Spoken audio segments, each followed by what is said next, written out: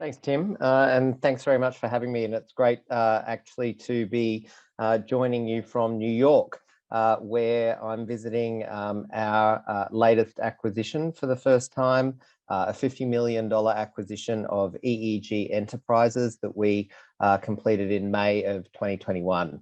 Next slide, thanks. And yeah, so as Tim said, AI Media is a global technology company. And we deliver live and recorded captioning, transcription, and translation services.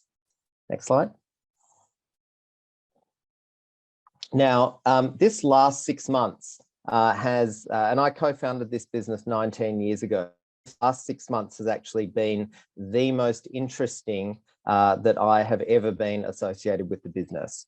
For many, many years, live captioning needed a human being to intermediate the process of going from live speech to text that was accurate enough for people to understand. In the last 6 months, the need for that human in the middle in real time has disappeared. And it's quite a profound change to the industry. It's one that we anticipated in our IPO in 2020. And it's one that we very much prepared for with that acquisition of EEG here in New York that I was talking about. Many of you will have experienced live captioning for the very first time in that 6 months, I dare say, while using Zoom or Microsoft Teams and clicking on the caption button that is at the bottom of the screen and seeing the automated captions come through. Now, as I said, traditionally, that captioning quality has not been of a sufficiently high quality. And what you've needed instead was a means of human intervention in the path of that live speech to text. And that was done either with a stenographer who had a stenography keyboard like a court reporter that you would see on TV, someone who's trained for 3 to 5 years, and they would output that text at the speed of speech at an accuracy level of about 99 to 99.5%. The other way of doing it was with a re-speaker, someone who had trained the speech recognition engine to their particular voice. And because they'd trained it to their particular voice print, you could get that 99 to 99.5%. Now, these automatic speech recognition systems don't do quite as well. They do about 97, 98%, but it's a lot better than what was capable of being achieved before. Now, obviously, with the advent of free automatic speech recognition tools on enormous platforms like Zoom and Teams, we have seen some headwinds this year in terms of some of our legacy customers that we have been providing for switching over to these free tools. But what's really exciting, and off the back of our EEG acquisition, is that we are incredibly well placed to take advantage of this shift towards automatic speech recognition. And of the $14 to $16 million that we've lost in terms of where we had thought we would be this year, but for the widespread introduction of ASR, we've gained all of that back through our own ASR initiatives over our proprietary ICAP platform. And I think that that's really been the most exciting thing that's happened in the last 6 months. Next slide, thanks. So automatic speech recognition, also called ASR, is a free tool that's available on demand on many platforms like the one we're using today. This has seen a downgrade effectively in our revenue for FY22 off the back of a lot of work that we'd historically been providing for either deaf and hard of hearing students in workplaces, in universities or at events, who've moved to these free on-demand tools. But the really interesting thing, and these free on-demand tools came in around about August to September last year, so very, very recently. But they now contribute over 130 million minutes of captioning each month. And by contrast to that 130 million, we deliver about 7. But we deliver 7 million minutes in the very, very high professional end. And this is the environment where that walled garden is something that we own. And that's seeing this increase in share to top tier SaaS revenue. So despite the fact that we were talking about effectively flat pro forma revenue, the margin and EBITDA performance is significantly improved. And we're really excited by the pipeline that's coming. Next slide, thanks. So this slide really articulates the transformational impact of that EEG acquisition. And what that EEG acquisition does is it recognizes that the value in the live transcription, translation, and captioning space is not necessarily going to accrue to the person that can provide the best captions. It's actually going to accrue to the provider of the walled garden that the captioning can be distributed across. And where this is Zoom or where this is Microsoft Teams, AI media sits at a disadvantage. But by acquiring EEG, what we acquired was this incredible ICAP network that delivers over 7 million minutes of professional grade captioning, both automatic and still 80% human curated, with around a 95% market share in US broadcast and a less than 5% market share globally. And what we've built over recent years is the global sales and marketing teams to help take this product suite around the world. We've been the reseller of this product for several years and really seen this drive huge customer uptake. And the key to this is really on the left-hand side and the right-hand side of the screen here. I mean, when you think about the problem of delivering live captioning, it's not just about how accurate can you get the speech to the text. I was at an event in December at the Overseas Passenger Terminal at Circular Quay in Sydney. And it was probably the first event where there were full of tables after COVID.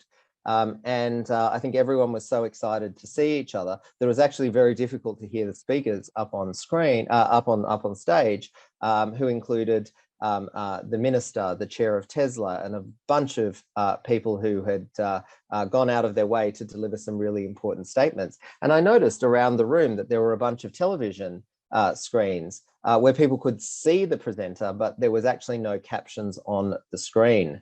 And of course, there were people trying to quiet everyone down to little effect. And I went up after the event to the organizers and I said, well, you know, I work at AI Media, we do captions. Why don't you have captions showing on this screen, which could allow people to follow, notwithstanding the fact that the noise levels were too high? And they said, look, we just didn't know how to get the captions onto those TVs. We knew how to actually generate the captions, but we couldn't actually display the captions on the TV. And this is half of the product suite that we acquired from EEG, which is that display technology on the right.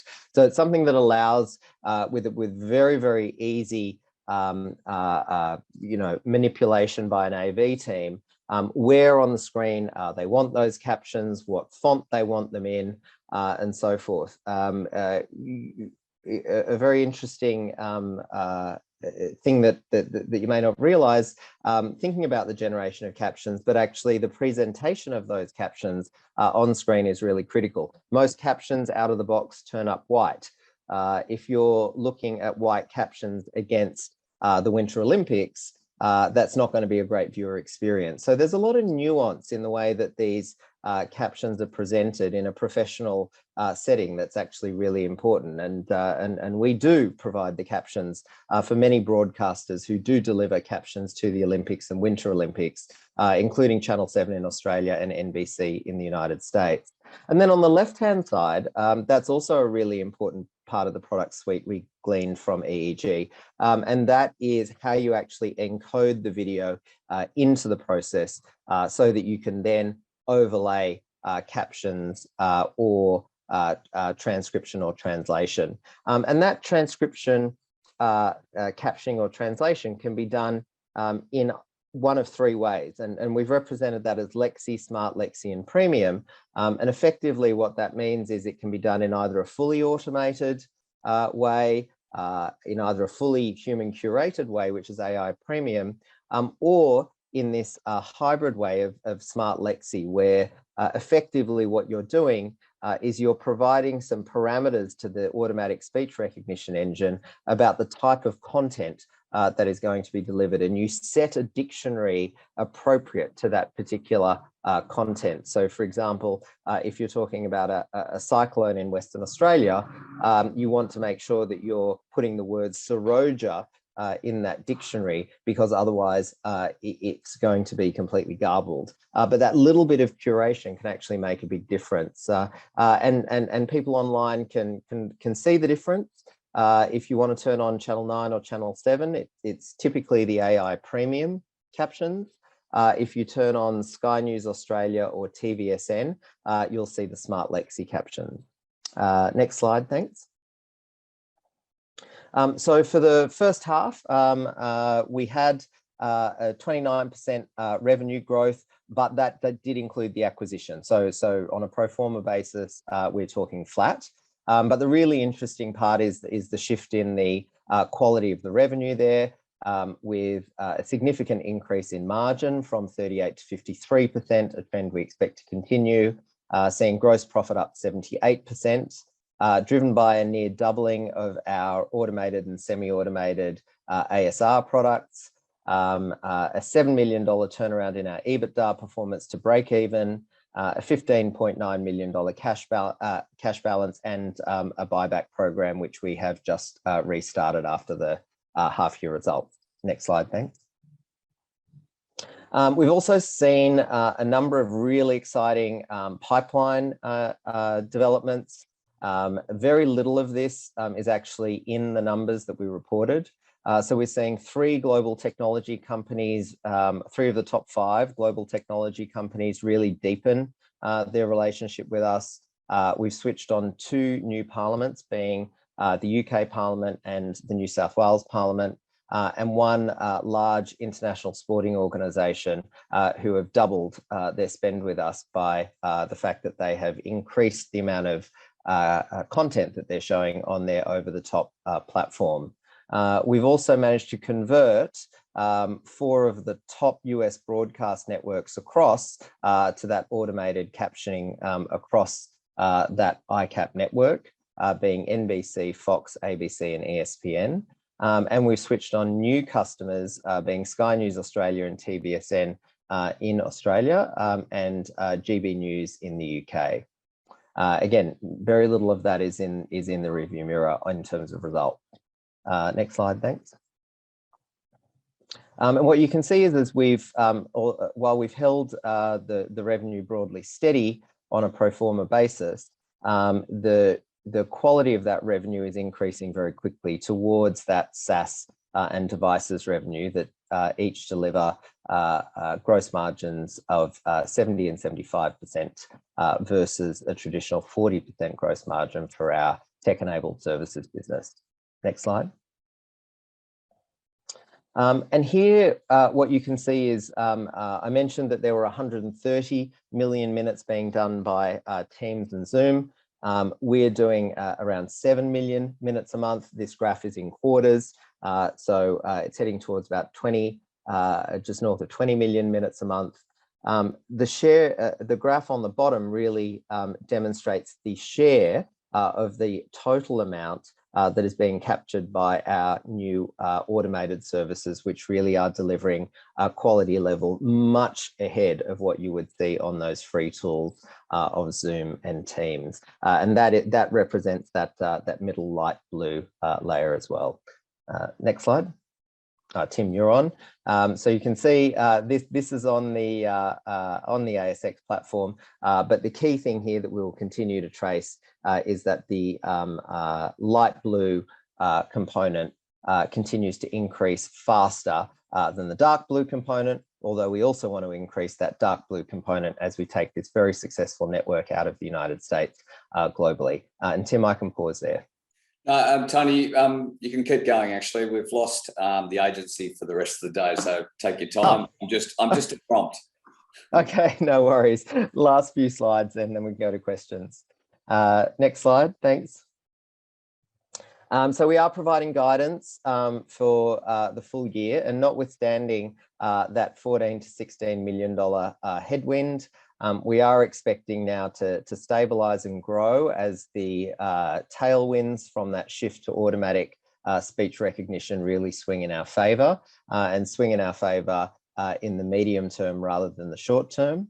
What we're forecasting is a gross margin of 53 to 54%, and a positive, which means, you know, break even to positive EBITDA for the full year, which obviously is a significant turnaround on where we were this time last year.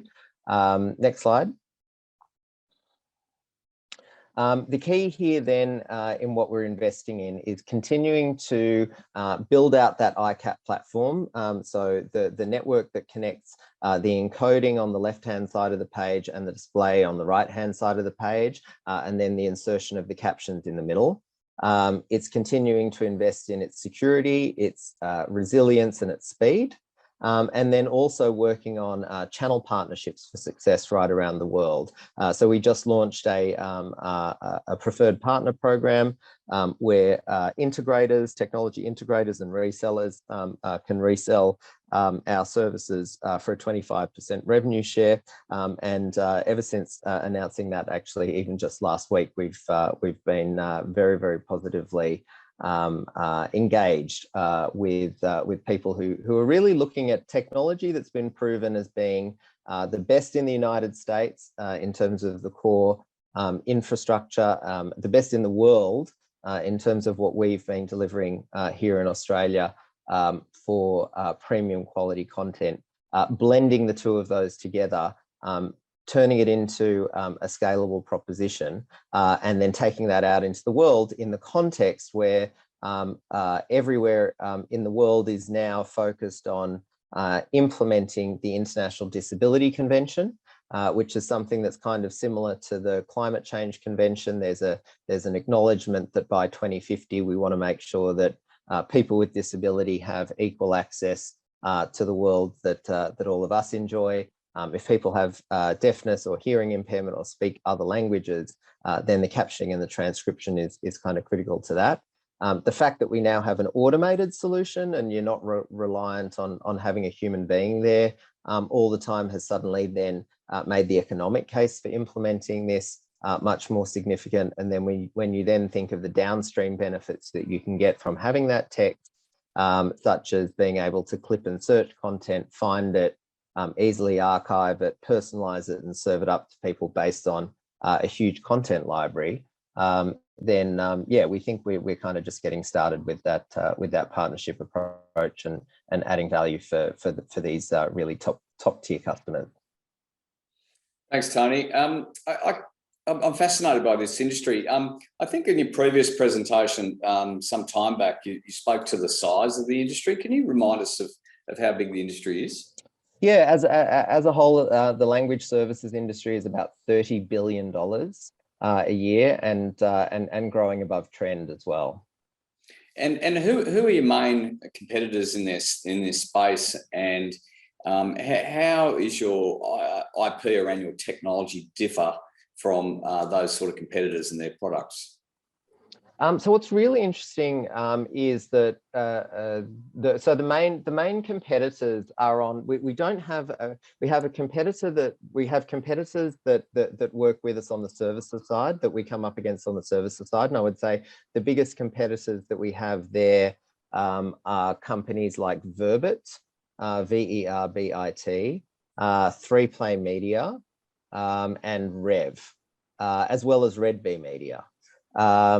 But then if you look at the sort of infrastructure side of things, then it would be players like Evertz would be the main one. But the interesting thing is that we actually have partnership relationships on both sides of the fence with kind of the complementary product set that we offer.